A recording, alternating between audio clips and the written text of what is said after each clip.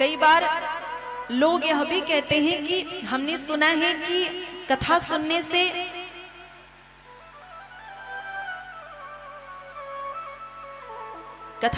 से ऐसे भीतर जो सनसने से हू करते हैं, जैसे उधर से आवाज आ रही है, भीतर जो विकार बैठे हुए हैं। सीताराम जी महाराज,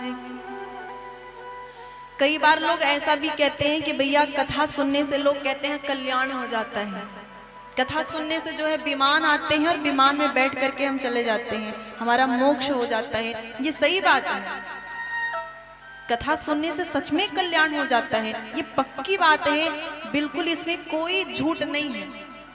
लेकिन बात यह है कि कथा कहने वाला और कथा सुनने वाले वैसे ही होने चाहिए जैसे त्रेता युग में थे। शर्त यह है कि श्रोताओं में जो गुण होने चाहिए वह विद्यमान हो, तब जरूर कथा फायदा करेगी। हम सोचते हैं कि कथा सुनने से कल्याण क्यों नहीं हो रहा है, इसलिए नहीं हो रहा है क्योंकि कथा सुनने के कुछ नियम हैं। कथा वही सुन सकता है जिसके भीतर ईर्ष्या ना हो।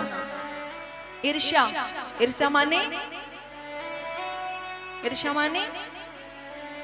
गुस्सा नहीं, ईर्ष्या माने जलन। जो दूसरों से हम जलते हैं ना, दूसरों से खूब जलते हैं, तो ये जो जलन है ना, जब तक हमारे भीतर जलन है, ईर्ष्या है, तब तक कथा फायदा नहीं करेगी। आपको करना ये पड़ेगा कि कथा सुन सुन के ईर्ष्या को मारना पड़ेगा। आपके भीतर केवल एक भावना हो, सर्वे भवन्तु सुखिनः, सब सुखी रहे। जब यह भावना व्यक्ति के भीतर आती है तब राम कथा फायदा करती है। और जो ईर्ष्या है ना, इसको संत क्या कहते हैं, बोले संत इसको केकड़ा प्रवृत्ति कहते हैं। केकड़ा को आपने देखा है? केकड़ा देखा है? केकड़ा देखा है? सबने देखा होगा लगभग। लेकिन एक और केकड़ा आजकल दूसरी प्रजाति निकली है। आजकल लोग बाल झाड़ते ना, तो ऐसे करके ऐसे किया, ऐसे कर लिया, तो ऐसे हो गया, तो केकड़ा है। केकड़ा की तरह ये मोटे मोटे ऐसे करके ना, ऐसे करके ऐसे करके, तो इसको भी केकड़ा प्रवृत्ति कहते हैं। और ईर्ष्या को केकड़ा प्रवृत्ति क्यों कहा गया? क्योंकि आप देखो, यदि आप 4-5 केकड़ों को ले लें और उनको जो है डिब्बे में बंद कर दें, डिब्बे में रख दें और ढक्कन मत बंद करें, तो वो केकड़े चाहे तो डिब्बे से बाहर निकल सकते हैं, पर एको नहीं निकल पाते हैं। बताइए क्यों?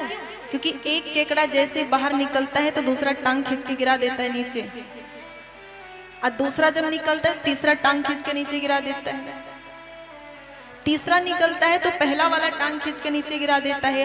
अब टांग खींचने के चक्कर में कोई नहीं निकल पाता। और उसी प्रकार जलन वाले भी लोग होते हैं, ना बढ़ेंगे ना बढ़ने देंगे। हम मरेंगे पर इसको साथ लेके मरेंगे, भले ही मर जाए पर इसको बर्बाद कर देंगे। इसको कहते हैं ईर्ष्या। चाहे कुछ भी हो जाए, क्यों ना पूरा बर्बाद हो जाए, पर पड़ोसी को आगे बढ़ने नहीं देंगे, चाहे जो हो जाए। ये जो ईर्ष्या है, जब ईर्ष्या हमारे भीतर पलती है ना, तो वो नुकसान करती है। केकड़ा, ये आपने देखा ऐसे केकड़ा? बहुत केकड़े आजकल चल रहे हैं। क्या ये सब ठीक लगता है? अच्छा नहीं है ना।